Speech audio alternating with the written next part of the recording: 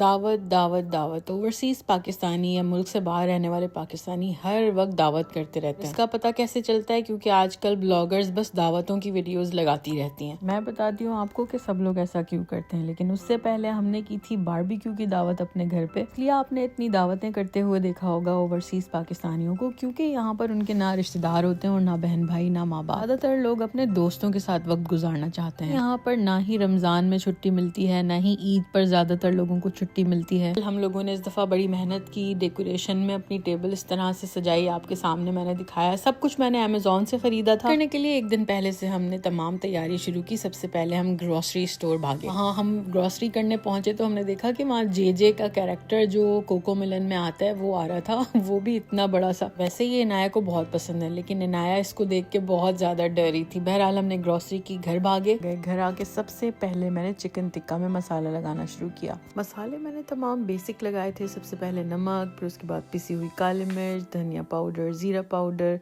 Garlic powder और हल्दी डाली है। फिर उसके बाद मसाला पिसा हुआ डाला है। तमाम मसाले मैंने हस्बे जायका और हस्बे ज़रूरत डाले। स्वीट पेपरिका का इस्तेमाल किया, लेमन डाला है काफ़ी सारा। टिक्का जो मैंने बनाया उसको मैंने सबसे पहले मैरिनेशन के लिए उसमें मसाला लगा के उसको छोड़ दूँ। बोनलेस पीसेज हैं चिकन के, जो है ना थाई फिलेज हैं। अब इसके बाद मैंने सोचा था कि मिन्स कबाब बनाऊंगी, यानी कि जो कीमे के कबाब होते हैं वो। मैंने सोचा था 2 पार्टीशन में बनाऊंगी। एक में जो है वो मिर्चें थोड़ी सही रखूंगी जो एडल्ट्स खा लेंगे, और एक में मिर्चें कम रखूंगी जो बच्चे आराम से खा सकते होंगे। मैं रफली आपको बता देती हूँ मैंने इसमें क्या क्या डाला। हरी मिर्च, हरा धनिया, पुदीना, प्याज, अदरक, लहसुन चॉप करके, सब कुछ चॉप करके मैं कीमे में डाल दूंगी। दोबारा से आप स्क्रीन पर चेक कर सकते हैं, स्क्रीन पे लिखे हुए आ रहे हैं। मैंने कम से कम 2 किलो जो है वो इस तरह के कबाब बनाए थे, और 3 किलो मैंने चिकन के जो है वो जो बोटियों वाले कबाब होते हैं वो बनाए थे। ये मैं बारबेक्यू के लिए रेडी कर रही हूँ क्योंकि हमने बारबेक्यू किया था उस दिन, और एक्चुअली मैंने मैरिनेट कर लिया था मीट, सीखों में लगा दिया था। और जब सब लोग आ गए थे उन्होंने क्या किया कि कोल्स को या फिर सीख कबाब बनाए थे, उसमें मैंने बहुत अरसे के बाद आज शान मसाला इस्तेमाल किया। थोड़ा सा शान मसाला इस्तेमाल किया और काफ़ी सारा अपना मसाला भी इस्तेमाल किया, जैसे कि नमक, हल्दी, धनिया और थोड़ा सा जीरा पाउडर और थोड़ा सा गरम मसाला। अच्छा, ये दावत से एक दिन पहले का दिन है। और पिसा हुआ अदरक लहसुन भी डाला है इसके अंदर मैंने। अच्छा, आपने देखा होगा कि मैं अभी आधे हिस्से में कर रही हूँ, आधा हिस्से में मैं कम मसाले लगाऊंगी। फिर मैंने इसके अंदर थोड़ा सा पेपरिका भी इस्तेमाल किया था। जैसे आटा गूंदते ना उस तरह से बिल्कुल अच्छी तरह से इसको मैश कर दिया, और मैं बहुत थक गई और फिर बस इसको भी उठा के रख दिया। साथ साथ मैं क्लीनिंग करती जा रही थी ताकि आखिरी में कबाड़ खाना ना बन जाए किचन। और फिर काफी देर बाद शारिक भी आ गया। उन्होंने भी कहा कि मैं भी तुम्हारी हेल्प करवा लेता हूँ, और उन्होंने भी जो है वो दूसरे वाले जो आधा कीमा था जिसमें कम मिर्चें लगेंगी उसमें उसकी प्रिपरेशन करना स्टार्ट किया। ने भी मेरी हेल्प करवाई। अच्छा, हम लोग जो है वो मेन्यू में बना रहे थे कीमे वाले जो सीख कबाब होते हैं वो बनाए थे, चिकन टिक्का बनाया। यहाँ पर ना मैंने शारिक को ट्यूटोरियल देना शुरू किया कि किस तरह से कबाब बनाना है। मज़े की बात ये थी कि ये सीखें भी हमने आज ही खरीदी थी, तो हमें इस पर प्रैक्टिस भी नहीं थी बनाने की। फिर भी अल्हम्दुलिल्लाह जैसे तैसे मैंने इस पर लगाना सीख ही लिया। शारिक बहुत देर तक कोशिश करते रहे, उनसे इस वाली सीखों पर तो नहीं लगा। उन्होंने हाथ से बहुत सारे कबाब इस तरह से लंबे लंबे बना के रख दिए थे। फिर मैंने चिकन टिक्का जो है वो उस तरह से लगाना शुरू किया, और इस काम ने ना बहुत ज़्यादा टाइम लिया क्योंकि मैंने आराम से बैठ के लगाया। ये वीडियो मैंने स्पीड करके आप लोगों को दिखा दी है। अब मैं आपको मज़ीद स्पीड अप करके दिखा रही हूँ, लेकिन इस पूरे प्रोसेस ने तो तकरीबन आधे से पौन घंटे का टाइम लिया था। लाइक 45 मिनट्स तक लग गए थे मुझे ऑलमोस्ट शायद। इस तरह से आराम से बैठ के इसको पिरोना पड़ गया था। लाइक पिरोते ना जैसे छोटा बोटी निकाल ना, ऐसा लगता है कि ये सारा काम ना पहले से खुद होस्ट को करके रख लेना चाहिए ताकि जो बेचारे आए बारबेक्यू करने वो परेशान ना हो। मैंने सोचा कि अगर मैं नहीं लगा के रखूंगी फिर शारिक और उनके दोस्त मिलके लगाएंगे, उसमें बहुत टाइम लगेगा। फिर नए कपड़े सब लोग पहन के आते हैं, गंदे ना हो जाएं। मैंने ना ये वाला हलीम मिक्स बनाया था उस दिन। इसके अंदर से ना 2 पैकेट निकले थे। तो अनाज का पैकेट था जिसमें से ग्रेन्स निकले थे, एक ना मसाले का पैकेट था। लेकिन मैंने ये 2 हलीम मिक्स बनाए थे, को धोकर रात को ना भिगो के रख दिया था ताकि अगले दिन इसे बना लूं। जैसे सालन बनाते हैं उस तरह से पहले मैंने प्याज तल लिया, अदरक लहसुन डाला, सारा गोश्त डाल दिया। गोश्त ना मैं बहुत बड़े से चंक लेके आई थी जिसके अंदर ना हड्डी भी लगी हुई थी। इसके अंदर तमाम मसाला डाल दिया जो पैकेट में से निकला। पूरा अनाज यानी कि ग्रेन्स 1 पाव था ना, मैं तकरीबन 3 पाव गोश्त लिया था, यानी यानी कि डबल द गोश्त था। वो मिक्स किया मसाले के साथ, पका के पानी डाल दिया काफ़ी सारा, ढक्कन बंद करके ना इसको गलने के लिए छोड़ दिया। 30-40 मिनट्स में गोश्त गल गया। उसके बाद गोश्त निकाल लिया, गोश्त को अलग रख दिया और तमाम अनाज उस मसाले में डाल दिए, जो मैंने यखनी समझ लें या सालन समझ लें जो भी, उसको भी गलने के लिए छोड़ दिया तकरीबन 40 मिनट्स के लिए, क्योंकि इंस्टेंट पॉट में बन रहा है ना तो फटाफट गल जाता है। ये वाले कबाब ना शारिक ने अपने हाथ से बना के रखे थे। ये जनाब मैंने सीखों में लगा के रखे थे। सोचा मैं आपको फटाफट ये दिखा दूंगी मैंने हलीम कैसे बनाया। जब वो तमाम जो ग्रेन्स मैंने डाले थे वो गल गए तो मैं इसके अंदर जो है वो ब्लेंड कर दूंगी इसको। अभी मैंने गोश्त नहीं डाला इसके अंदर, जो मैंने गोश्त निकाला था मैं अलहदा से रेशा कर लूँगी। वैसे तो मैं हलीम की वीडियो बहुत दफ़ा डाल चुकी हूँ, लेकिन ये जो शान का पैकेट है मैं फ़र्स्ट टाइम यूज़ करी थी, बल्कि फ़र्स्ट टाइम नहीं पहले भी यूज़ किया है, तो मैंने सोचा आप लोगों को दिखा दूँ। दूसरी तरफ मैं पास्ता बना रही थी। हलीम रेडी हो गया, यानी कि जैसे अनाज रेडी हो गया तो मैंने उसमें गोश्त भी डाल दिया और उसमें इस तरह से ना मिक्स करके घोटा लगा दिया। दाल और अनाज जिसको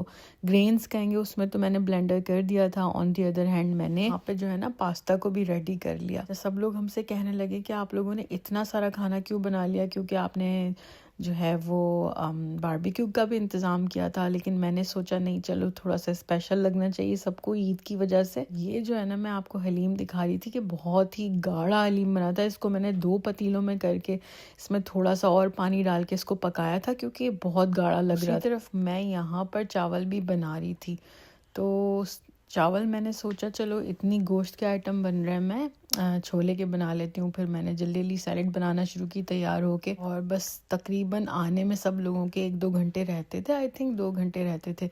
चावल डाले और तारिक से मैंने कहा कि आप रोटी ले आए, वो रोटी लेने चले गए जब तक मैं चावल बनाना शुरू हो गई। खाना ना सारा बहुत अच्छा बना था, सब लोग बहुत तारीफ़ कर रहे थे, जबकि हम लोगों ने इतनी सारी डिश बना ली थी। हाँ, मेरे साथ शारिक मेरी हेल्प करवाने आ गए थे। मैंने जो है ना बच्चों के लिए सैंडविचेस भी बनाए थे। किसान में क्लब सैंडविच भी कहते हैं। ऐसे इन दोनों को फिर एंड देन अगेन ट्रे है उसकी कलरफुल वाली ट्रे जी। ठीक है,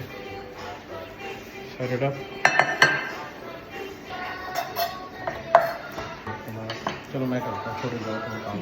मैं रोटी कटेगी बस आपके साथ ही बाकी चावल ये पूरा भर दूँ ना? हाँ भर दे, जैसे मतलब बहुत ज़्यादा। हाँ बहुत ज़्यादा नहीं, या दैट आई अंडरस्टैंड, बट भरना पूरा कोना तक है ताकि मुंह में आए कुछ। हाँ, मुंह में आए कुछ, ऐसा ना खाली हो कोना। इतना समय ये तो बहुत ही कम लगा रहे हैं आप। हाँ मैं ऐसा ही करके करता हूँ भाई, दैट्स मी। एक चुना से स्माइल कर दूँ देख के। ये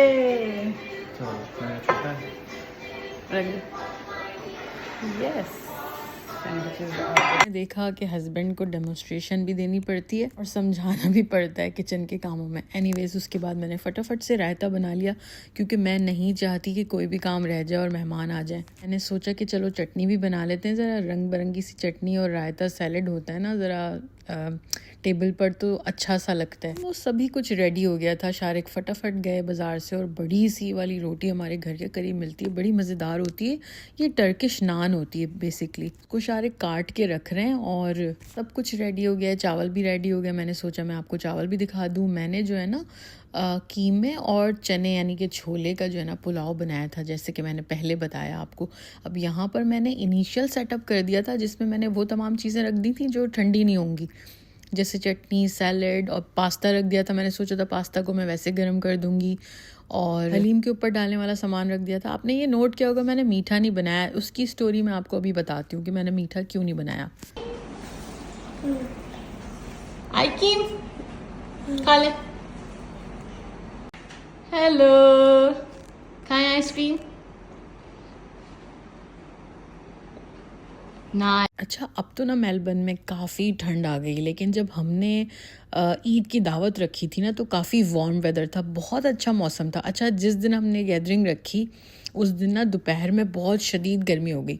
शारिक के सारे दोस्त आ गए, उन्होंने बारबेक्यू किया। अब मैं दिखा रही हूँ, लेकिन हाँ मैं बता रही थी कि अचानक से ना बहुत गर्मी हो गई और हम घबरा गए। लेकिन जैसे जैसे वक्त गुजरा, क्योंकि बारबेक्यू 4 से 5 बजे तक का था, तो वैसे वैसे ना मौसम बिल्कुल बेहतरीन हो गया। लाइक धूप थी लेकिन ठंडी ठंडी हवा चल रही थी, तो बारबेक्यू करने में और भी बहुत ज़्यादा मज़ा आ रहा था। और आपको पता ही होगा कि जब तेज़ हवा होती है, इतनी ज़्यादा तेज़ हवा नहीं थी, लेकिन जब तेज़ हवा होती है ना तो जो कोयले होते हैं वो आराम से जो है ना लाइट अप हो जाते हैं। और बाहर ना आराम से मर्द हजरात ने तमाम बारबेक्यू किया और अंदर हम लोगों ने जो है ना तस्वीरें खिंचवाई, वीडियो बनवाई। Trust me, barbecue was awesome. बोटी एंड शफीक भाई दोनों साथ साथ हैं। वो टोंग दे दो चिंता की। हाँ, उससे टूट जाएंगे। ओह अच्छा। वैसे आप पाकिस्तानी स्टाइल तो वो होता है ना, अखबार होता है ना। बाहर रख के।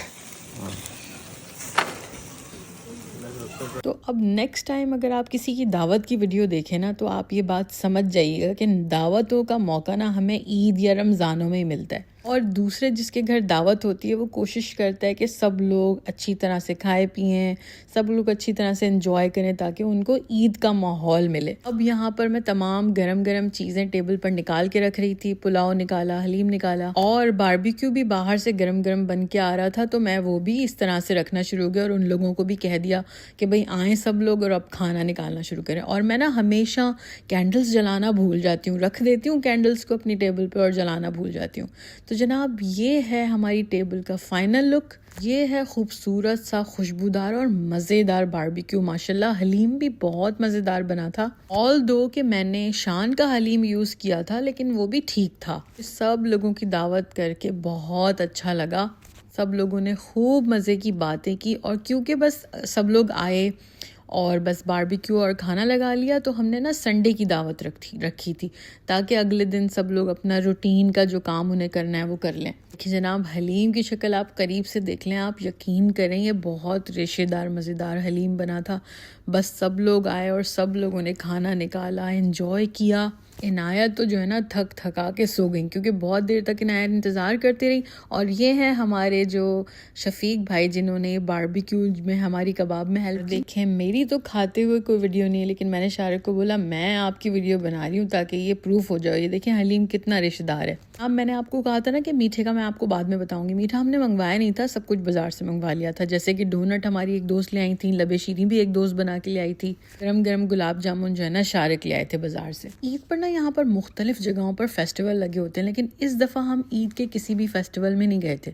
जब हम अपनी दावत से फारिग हुए ना, सब लोग अपने अपने घर चले गए। 8 बज रहे होंगे तकरीबन। शारिक ने मुझसे कहा कि चलो ब्रॉड मेडोज चलते हैं, वहाँ पर ना ये ईद फेस्टिवल लगा हुआ है, वहाँ पर जो है वो पोनी राइड्स होंगी, कैमल राइड्स होंगी। तो मैंने कहा हाँ चलते हैं। वहाँ पे बहुत सारी राइड्स भी लगी हुई थी बच्चों की। लोग ना रोशान और इनाया को तैयार करके फटाफट निकल गए। हम वहाँ पहुँचे तो हम हैरान हो गए, हमें गाड़ी की जगह नहीं मिल रही थी पार्किंग की। लेकिन जब हम पार्किंग करने लगे ना, एक बंदे ने हमें जो है ना ये राइड का टिकट दे के चला गया।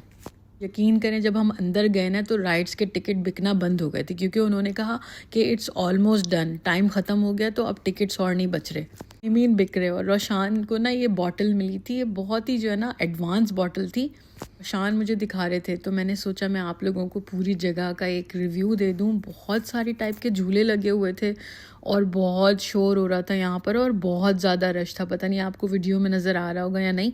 रोशान को जो एक राइड का जो मिला था ना टिकट, बस उसी राइड में रोशान बैठ गया, क्योंकि ज़्यादातर राइड्स बंद हो रही थी जब हम वहाँ पहुँचे। मैंने और शारिक जो कि थक चुके थे ऑलरेडी, हम दोनों ने बस कॉफ़ी पी वहाँ से डीकैफिनेटेड, क्योंकि रात हो रही थी बहुत ज़्यादा। ने एक दो लोगों से कहा कि भाई हमारी वीडियो या तस्वीर बना दो, तो उन लोगों ने छोटे छोटे क्लिप्स बना दिए हमारे। बहुत बड़ा फेस्टिवल था और इसमें बहुत सारे झूले लगे हुए थे, लाइक सो मैनी। मेरी तरफ से अल्लाह हाफिज़ कहने का टाइम आ गया। Thanks for watching this video.